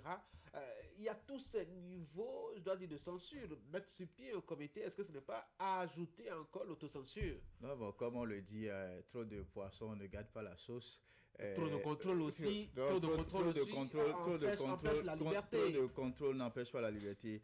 Et il renforce plutôt la crédibilité des organes de presse. Puisque plus vous faites attention à ce qui doit être publié ou diffusé, plus vous évitez d'être poursuivi devant les juridictions. Donc plus vous faites ce travail, plus vous avez des productions de qualité à offrir au public. Donc, ce n'est pas superflu d'avoir aujourd'hui un comité. C'est très important parce que parfois, il y a certaines choses qui peuvent échapper à la vigilance du SR ou du chef d'édition. Donc, le contrôle, le comité est là pour veiller au grain à tout instant. Oui, mais quelle est son autorité face à un rédacteur en chef tout puissant ou à un directeur de publication tout puissant qui détermine dans quel sens les informations doivent aller? Non, je sais qu'à principe, il ne doit pas y avoir une guéguerre entre le comité et le rédacteur en chef. Le rédacteur en chef doit comprendre qu'il est de l'intérêt d'abord des médias, d'avoir cet organe-là pour faire ce travail afin que l'organe de presse ne soit pas traîné devant les instances ou condamné par l'ODEM ou la RAC pour des publications ou des diffusions. Alors, il y a un chantier sur lequel on ne voit pas beaucoup d'actions, hein, que ce soit votre mandature ou celles qui ont précédé. C'est la collaboration ODEM et RAC pour pouvoir, je dois dire, travailler à une bonne régulation des médias. Le chantier a été ouvert par votre mandature au début. On n'en sait pas où ça allait jusque-là. Oui, effectivement, c'est en fait le chantier de co-régulation. Oui. Nous l'avons abordé lorsque le président de la RAC, Edouard Locaux, nous a reçus en audience. Nous avons abordé ce chantier-là avec lui. On lui a fait des propositions. Il avait demandé qu'on produise un document qui servirait de base à ce chantier de code de régulation. Ce qui a été fait, je crois, le reste, c'est les engagements peut-être qui ne coïncident pas encore. Sinon, ce chantier est en cours et je crois que certainement dans les mois à venir, les années à venir, ça va devenir une réalité. Quels sont les grands défis aujourd'hui? Les grands défis aujourd'hui, c'est déjà de consolider l'autonomie de l'ODEM, c'est de promouvoir une meilleure appropriation des règles d'éthique et de déontologie dans les rédactions, enfin de créer des conditions, des conditions d'une indépendance toujours plus effective des médias au Bénin. Qu'est-ce qui va se passer vendredi? Et c'est à quelle heure et c'est où? Ouais, vendredi, ce sera à la salle Fleuve Jaune du ministère des Affaires, du ministère des Affaires étrangères à Cotonou, ici à partir de 16h. À partir de 16h. Donc, on va présenter le bilan des actions qui ont été menées au cours de ces 3 dernières années. Et après cela, ensemble, nourrir des réflexions sur l'avenir de l'autorégulation au Bénin et surtout parler de comment nous, professionnels des médias, on pourra travailler d'arrache-pied pour une presse crédible, une presse libre, une presse indépendante, une presse responsable, une presse au service du développement de notre pays. Ça va se passer entre conseillers de l'ODEM uniquement? Non, pas du tout, pas du tout. Tous les professionnels des médias sont conviés à cette rencontre qui aura lieu vendredi au ministère des Affaires étrangères à partir de 16h. Donc nous invitons les professionnels des médias où qu'ils se trouvent à nous rejoindre ce jour-là, parce qu'il s'agit de nous. L'ODEM, c'est le tribunal des pairs, ce n'est pas l'affaire des conseillers qui sont à l'ODEM, c'est l'affaire de tous les professionnels des médias. Donc venez et ensemble nous allons mener des réflexions engageant la vie de nos médias et par ricochet de notre presse béninoise. Sylvain Saïbava, merci. Tout le plaisir. Très bonne journée. Merci bien. Mesdames et messieurs, je vous propose qu'on marque une pause, le temps d'installer les débatteurs pour venir faire la discussion par ici. Vous avez besoin d'une connexion Internet fiable que vous pouvez partager avec toute la maison. Vous rêvez d'un abonnement Internet illimité qui vous tient tout le mois sans ralentir. Avec Canalbox, découvrez l'Internet sans limite de gigas. Avec la fibre Canalbox, passez au très haut débit avec l'offre Start à 50 mégabits par seconde ou l'offre Premium à 200 mégabits par seconde. En ce moment, la box et l'installation sont gratuites pour toute nouvelle souscription à partir de l'offre Start. Vite, rapprochez-vous de nos vendeurs en rose ou d'une boutique Canal+, Canalbox pour vous équiper dès maintenant. Pour plus d'infos, appelez le 70 44 ou rejoignez-nous sur nos réseaux sociaux. Canalbox, le vrai Internet illimité sans limite de gigas. En juin, avec Canal+. Le coupé décalé, il faut l'avoir, Vincent. Si tu n'as pas ça, t'es mort. Tu peux pas. Demandez, vous serez servi.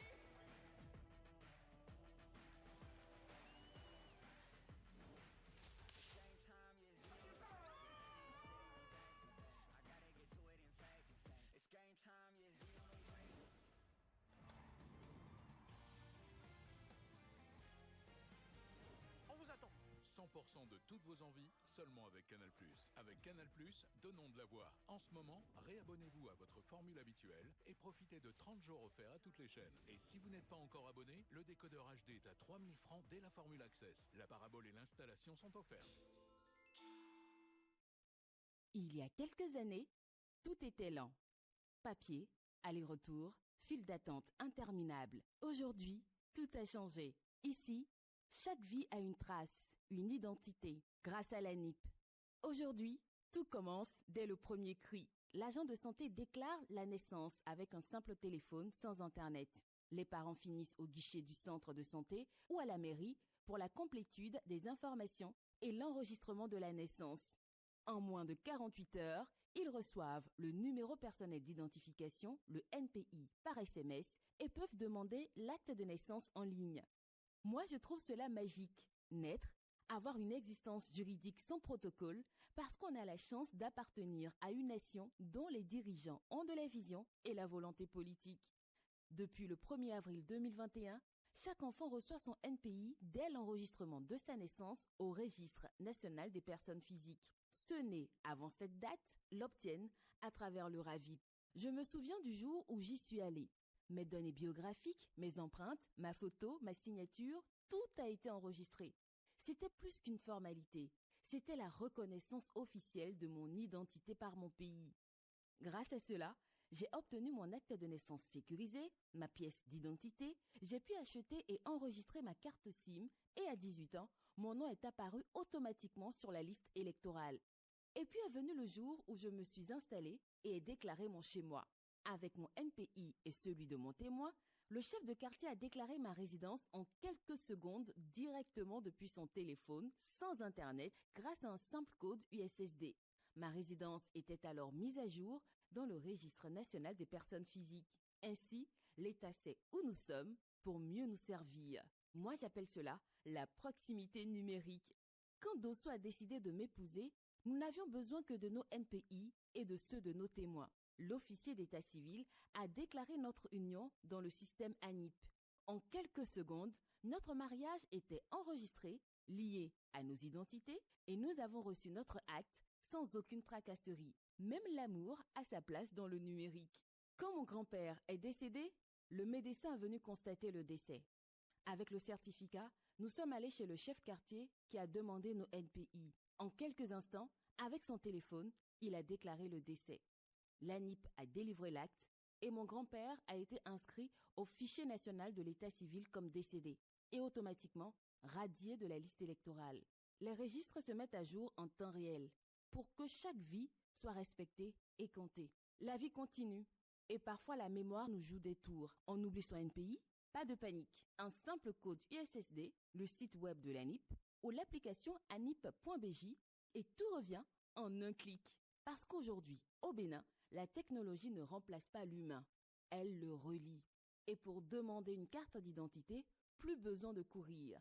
Tout se fait en ligne, depuis chez soi. Et ce n'est pas tout. Les institutions se parlent désormais.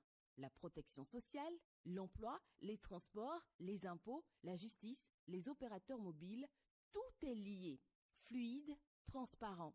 Parfois, je me dis que mon grand-père serait fier de voir son pays grandir et se moderniser. Derrière chaque numéro, il y a une vie, une appartenance, un espoir. L'ANIP bâtit le cadre de confiance qui unit les citoyens et ouvre les portes de l'éducation, de la santé, de la finance, de la citoyenneté et des services sociaux, tels que la protection de l'enfance, l'aide sociale et la microfinance. ANIP, l'identité qui accélère le développement du Bénin.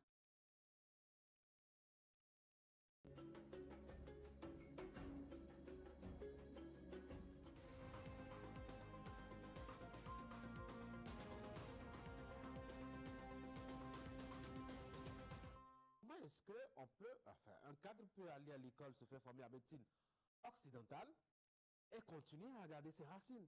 Justement, nous pouvons, à partir d'un moment, considérer que nous n'avions pas le choix parce que la médecine occidentale a des choses à nous apprendre. Donc, il faut aller les apprendre. Mais une fois que nous sommes allés les apprendre, mais comment est-ce que nous oublions comment nos parents, sans jamais être allés à l'hôpital, guérissaient les maladies? Comment pouvons-nous oublier ça? Si son État ne lui offre l'emploi que taillé sur la mesure de celui qui est allé à l'école occidentale, il s'en accroche et c'est fini. Je suis d'accord avec vous que l'État devait avoir une vision holistique pour intégrer tout ce qu'il y a de positif dans notre culture, dans notre tradition. Nous avons tout un trésor dans les connaissances et le savoir fondamental que nos ancêtres nous ont laissé. À quel moment nous l'exploitons?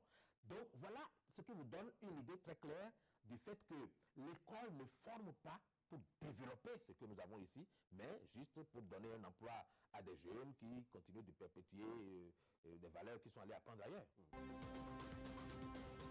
Ça fait quelques mois, on a fini de parler maintenant de la dernière révision de la Constitution. Avec le recul, les changements intervenus, les changements proposés, comment est-ce que vous les analysez pour les quelques mois qu'on a effectués depuis la dernière révision? Je pense qu'il faut se demander quel est le résultat final de tout ce que Patrice Talon a pu faire sur ce plan-là. Et quand on se pose cette question, la réponse est simple. C'est lui-même qui la donne. Le Bénin a trouvé son chemin. Il dit que nous avons désormais un nouvel état d'esprit. Et le nouvel état d'esprit, c'est l'introduction dans nos mœurs à nouveau de l'ordre, de la discipline et surtout du sens de la responsabilité. La liberté, oui, mais à l'intérieur, vous êtes responsable de ce que vous faites et de ce que vous dites. Dans tous les pays où la démocratie a été en difficulté, c'est l'un des points d'achoppement.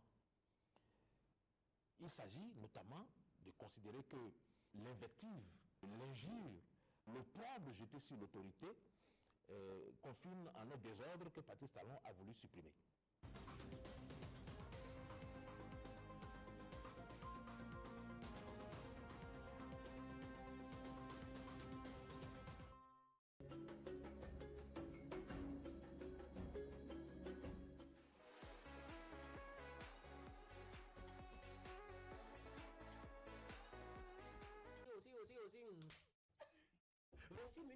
Donc il était vraiment rigoureux avec vous. Rigoureux, vraiment rigoureux avec nous. Sinon, déjà à 7 ans, on a commencé la musique, on pouvait aller dans le décor.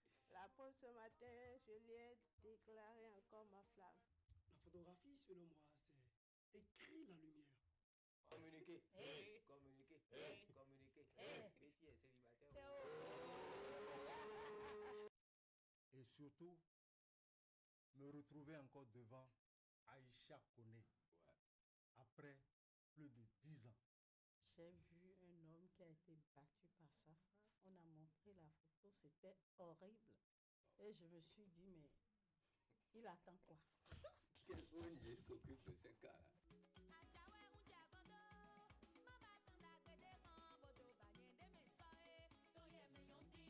devez avoir votre convention de vente, bien évidemment, ce qui montre que vous avez acheté le domaine. Oui, je voudrais vous inviter à faire massivement le déplacement. Quand je vous dis que je suis chargé d'onction, c'est-à-dire... Nous préparons la journée internationale du jazz qui va être encore cette année, comme d'habitude, un truc... Non, j'ai laissé le côté humoriste parce que franchement, le Béninois, pour faire rire le Béninois, c'est compliqué. Pour faire rire le Béninois. Donc, ce qui nous oblige tous aujourd'hui à nous intéresser à la chose technologique. Aujourd'hui, spécialement, nous allons parler du massage, Madame Florence. Est-ce que par moment, il n'y a pas des hommes qui... Oui. Ah oui. Comment vous C'est faites? le risque du métier. C'est le risque du métier. Oui. Donc vous les laissez d'abord. Bon, oui, on essaie il y a une méthode de voilà, de les calmer. Quand je vous dis Amozobogla, c'est ça qui a formé le Zogla. Vous dansez des Vous dansez des dix, ça fait Zogla dance. Voilà. Inspiration.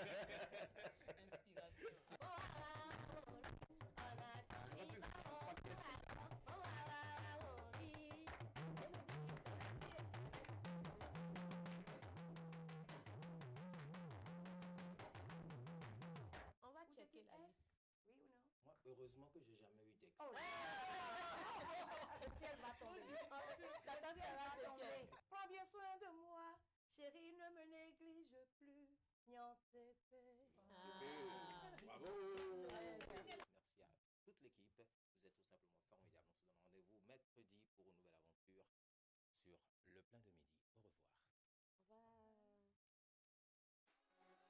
On se donne rendez-vous mercredi pour une nouvelle aventure sur Le Plein de Midi. Au revoir. Au revoir.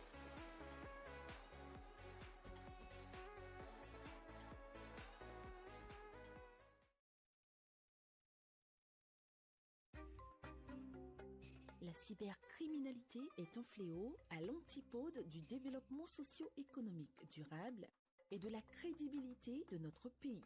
Ne permettons pas aux cybercriminels et gaïman de salir la réputation de notre pays et de ruiner nos efforts collectifs en faisant fuir les investisseurs. Ensemble, combattons la cybercriminalité en dénonçant les gaïman. Pour tout renseignement et assistance contre la cybercriminalité, appelez les numéros 63 09 51 61, 63 09 51 62, 65 48 78 74 ou écrivez à l'adresse mail au crc@dgpr.bj.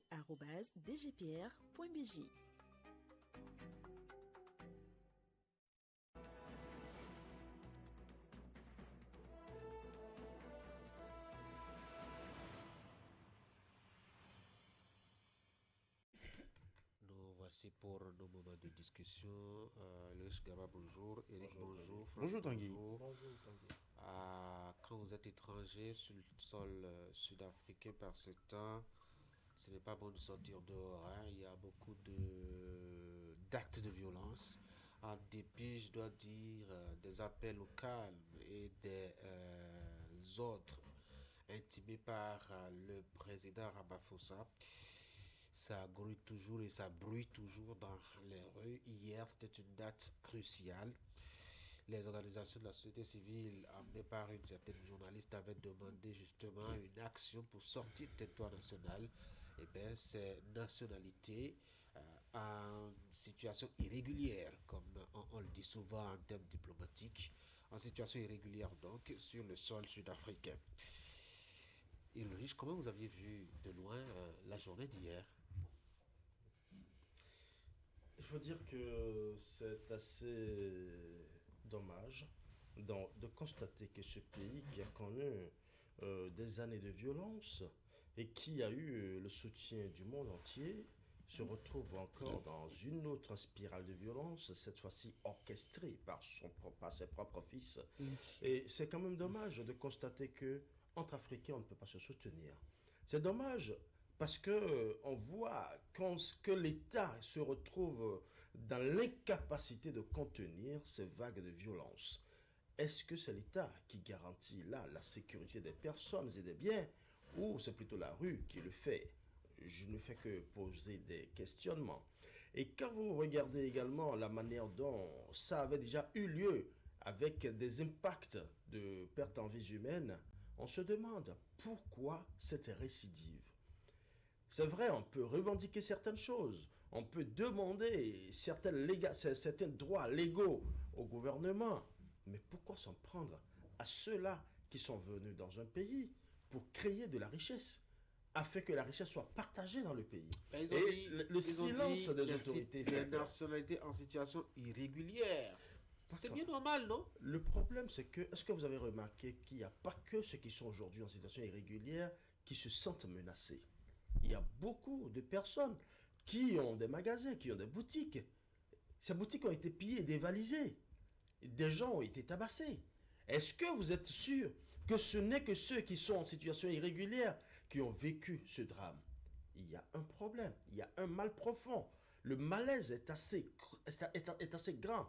Il faut que, effectivement, le gouvernement sud-africain prenne la mesure de la situation. Je vous dis que Cyril Ramaphosa a rencontré ce lundi les meneurs de ce mouvement. Mais quand vous les rencontrez et que sur le terrain, on ne sent pas un changement, pas plus tard qu'hier, on a vu cette grande marche, ça fait peur. Et on se demande s'il y a des étrangers sur le sol sud-africain et que ces étrangers subissent ces exactions. Imaginez un peu ce que les autres ressentent dans d'autres pays. Franck, c'est pas juste. On ne peut pas permettre à ce que tous ceux qui n'ont même pas de papier, restent comme ça sur le sol, sur le sol de son pays. C'est source de sécurité, c'est source de beaucoup d'autres mots. Et on peut comprendre les Sud-Africains. On peut les comprendre, mais on peut gérer cette situation autrement. Parce que les Sud-Africains, ceux qui sont dans cette posture-là aujourd'hui, évoquent comme bouc émissaire la situation économique, la précarité dans laquelle le chômage, parce qu'ils accusent les étrangers de s'accaparer les emplois que les Sud-Africains eux-mêmes devraient avoir pour mieux vivre. Il y a ça, mais sur la question de se mettre à jour vis-à-vis des papiers dans un pays, je crois que c'est tout à fait normal. Mais en africain, lorsque nous prenons la question sur le plan humain, c'est qu'on peut, dans une certaine mesure, amener ces gens-là à régulariser leur situation. On n'a pas besoin d'utiliser la violence comme on l'a vu, parce qu'il y a eu des images qui ont circulé précédemment, qui ont montré que même dans la rue, on s'en prend à des populations, on s'en prend à des jeunes, on s'en prend à des bras valides qui sont venus. Et ce que les Sud-Africains qui font ça oublient, c'est que aucune économie au monde ne se construit qu'avec les autochtones, les nationaux. Il y a des gens qui viennent forcément. Vous prenez l'histoire des États-Unis aujourd'hui, ce sont les Noirs qui majoritairement travaillaient dans les champs de cacao, qui travaillaient dans certaines, même dans les grandes industries. À un moment donné, ce sont ceux qui ont été déportés, qui ont fait l'économie des États-Unis, dans plusieurs autres pays. Qu'en est-il alors des Sud-Africains qui vivent ailleurs et qui ont de bons boulots, qui ont des emplois et qui sont à la charge d'autres États? Ça veut dire que les autres aussi peuvent se lever et dire, écoutez, rentrez chez vous, on donne un ultimatum et on ne commence pas à exercer la violence. Non, je pense que pour des questions de ce genre-là, on peut régler ça autrement. Et c'est surprenant que l'État sud-africain, le pouvoir sud-africain, soit incapable de régler un problème de ce genre. Ils ont appelé au calme, ça va, non? Non, ça ne va pas parce que, justement, ils ont laissé perdurer les actes de violence que nous avons tous vus sur les réseaux sociaux.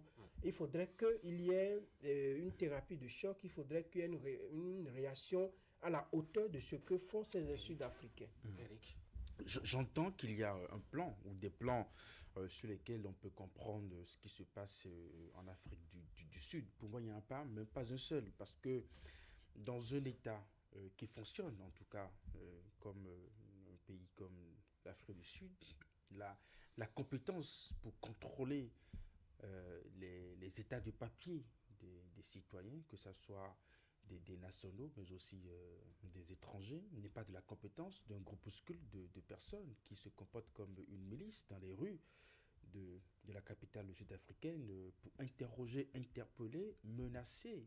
On est d'accord que ce n'est pas le travail, voyez-vous. Donc, si chaque capitale, dans chaque État, dans chaque pays, on devrait observer des scènes de ce genre, pendant que la police se retrouve je dirais, complètement, je dirais, bouté hors de ses compétences, c'est que des citoyens s'organisent en groupe pour jouer véritablement ce rôle.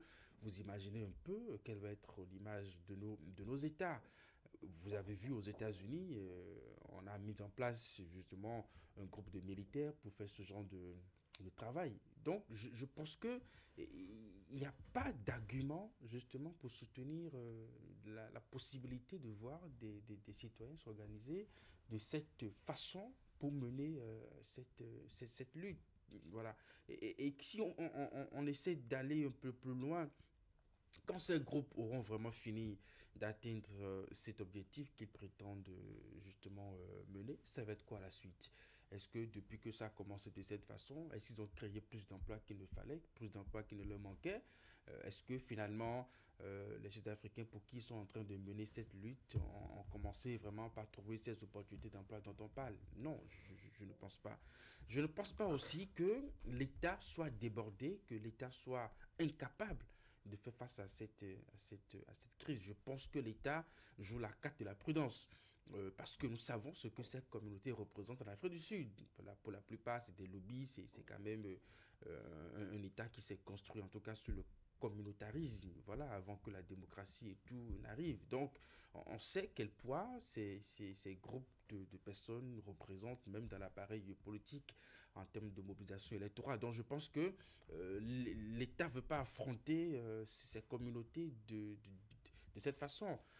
Parce que dans quel état on voit des groupes qui menacent, qui interpellent, et on voit la police qui encadre. On voit la police qui...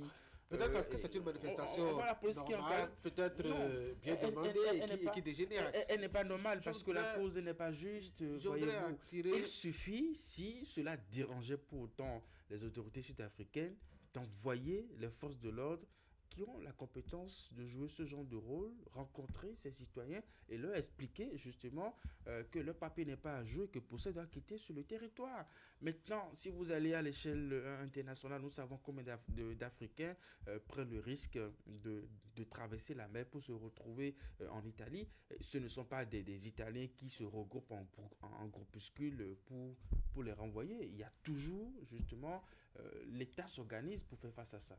Alors, je voudrais quand même attirer l'attention sur le fait que, comment est-ce qu'on dit, c'est pas une première fois que sur le continent, des pays comme ça s'en prennent à des nationalités étrangères. On se rappelle un peu, je dois dire, le Gabon tout récemment, avec tout le bruit qu'il y a eu contre les Béninois précisément. On se rappelle dans les années 60-70 avec la Côte d'Ivoire, où beaucoup de nationalités ont galéré là-bas. Il faut bien comprendre que ce n'est pas une spécialité africaine, enfin sud-africaine, je veux dire, le riche. Oui. Bon, le temps il est terminé, hein? On en a 2 minutes encore. Vous avez bien fait de dire que ce n'est pas qu'une spécialité sud-africaine, seulement c'est dommage. C'est dommage en ce sens que les pays africains qui estiment être lésés dans les pays du Nord, par exemple les États-Unis et d'autres pays encore, où ils sont conduits comme des malvenus, et que ces pays africains se mettent aussi à s'auto-stigmatiser entre eux, je pense que c'est bien dommage. Et malheureusement, il faut aussi tenir compte d'une chose, la violence n'engendre que la violence. On a vu il y a quelques années où il y avait également cette crise, toujours en Afrique du Sud, où on a vu cette cinglante réplique au Nigeria, où le véhicule d'un diplomate a été pris à partie par des citoyens nigériens. Donc j'ai compris qu'il faut simplement comprendre que quand la violence est engendrée et que ce n'est pas vite calmé et que des ressortissants étrangers sont pris à partie, ailleurs, ça peut créer des effets de conduite. Il faut faire simplement attention à ces petits détails-là. L'essentiel est que si les gens sont ne sont pas en règle, que les formules, que la procédure normale soit prise en fait. L'apartheid, où on a eu du mal à revenir à la normale. Je pense qu'on ne tire pas les bonnes leçons de ce que l'histoire de l'Afrique du Sud raconte. Et aujourd'hui, je suis sûr que dans sa tombe, Nelson Mandela est en train de se retourner. Parce que oui, justement, ça ternit l'image même de tout ce que Nelson Mandela a fait jusque-là. Et la grosse conséquence, c'est que les gens auront du mal aujourd'hui à investir en Afrique du Sud.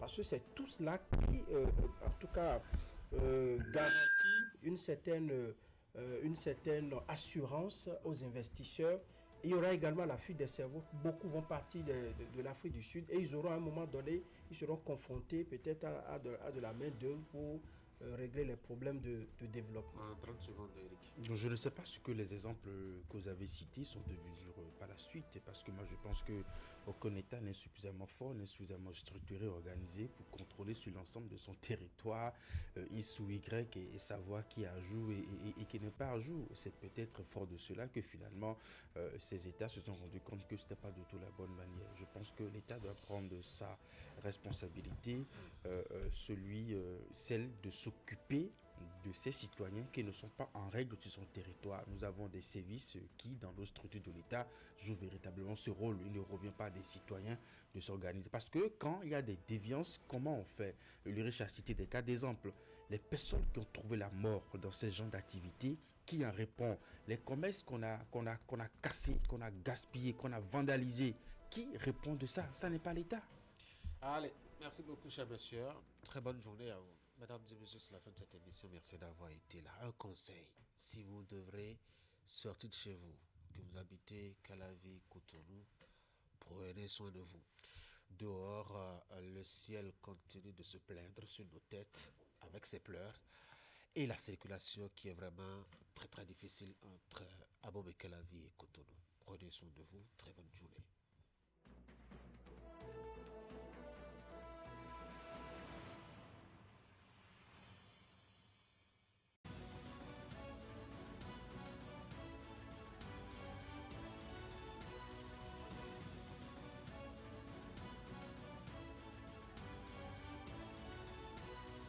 Mesdames et messieurs, bonjour.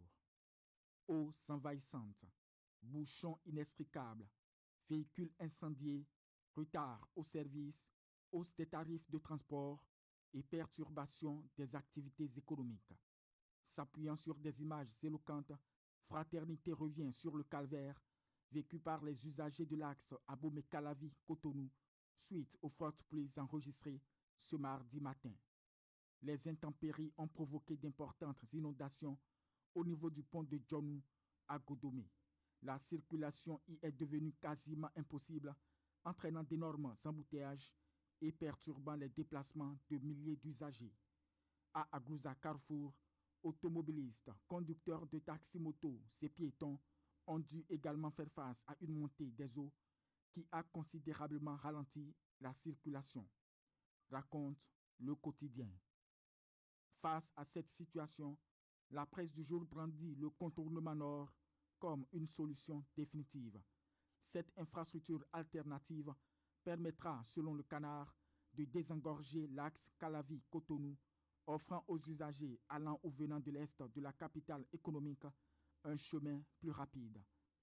La presse du jour rapporte également la réaction du gouvernement qui, à travers un communiqué publié par le ministère du Cadre de vie et des Transports, fait le point des mesures diligentées, indique un itinéraire de contournement et donne quelques consignes à la population. Loin des perturbations du trafic routier et en prélude au Forum africain de l'eau, le président de la République a reçu en audience, mardi 30 juin 2026, au palais de la Marina à Cotonou, un ministre d'État tchadien. Informant Décryptage Info. L'hôte de Romia Douadani est porteur d'un message spécial du maréchal Mahamat Idriss Déby Itno, président de la République du Tchad. Le journal précise que cette visite s'inscrit dans une tournée diplomatique entreprise par les autorités de N'Djamena auprès de plusieurs dirigeants africains afin de renforcer la mobilisation autour de ce rendez-vous continental prévu les 15 et 16 juillet 2026 dans la capitale du Tchad. Le matinal revisite le projet de société 2026-2033 du chef de l'État et note que face à la persistance de la menace terroriste dans le Nord, Romia Douadani mise sur l'innovation.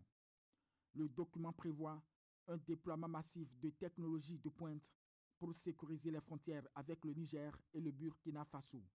Une stratégie globale qui associe montée en puissance militaire et surveillance high-tech.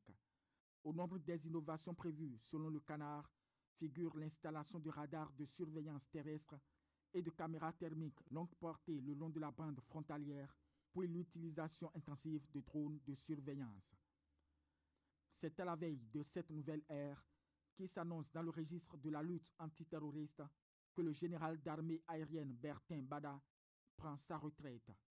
La nouvelle tribune nous apprend en effet qu'après 43 ans de carrière, l'officier le plus gradé de toute l'armée béninoise fait un dernier salut au drapeau. C'est à l'occasion d'une cérémonie d'adieu aux armes organisée à la base aérienne de Cotonou ce mardi 30 juin 2026. Le quotidien dresse par ailleurs le portrait de celui qui est passé d'instructeur pilote à directeur du cabinet militaire du président de la République. Le Télégramme pointe pour sa part que quelques semaines après son entrée en fonction, le chef de l'État engage une réforme institutionnelle d'envergure en mettant fin à l'existence de plusieurs agences publiques instaurées durant le précédent mandat présidentiel. Parmi les structures concernées figure l'Agence de développement des arts et de la culture ADAC, qui intervenait dans la promotion de l'économie culturelle, l'Agence Bénin Tourisme, chargée de la coordination des politiques de développement et de la promotion du tourisme, ainsi que l'Agence nationale de promotion des patrimoines et de développement du tourisme.